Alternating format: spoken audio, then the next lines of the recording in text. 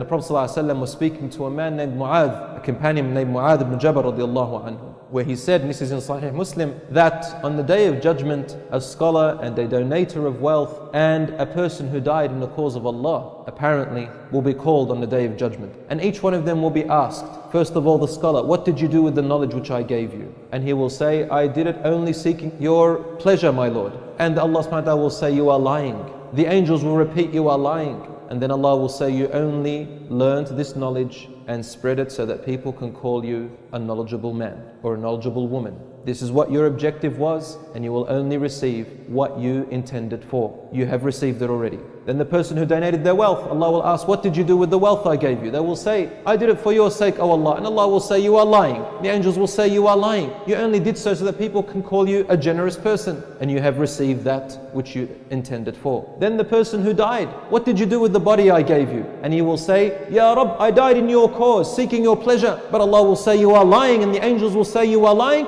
You only did this so that people can build monuments out of you and call you a hero, and you have received what your objective was for. Because you know that ultimately on the day of judgment, it is your actions and the sincerity of your actions that matter the most.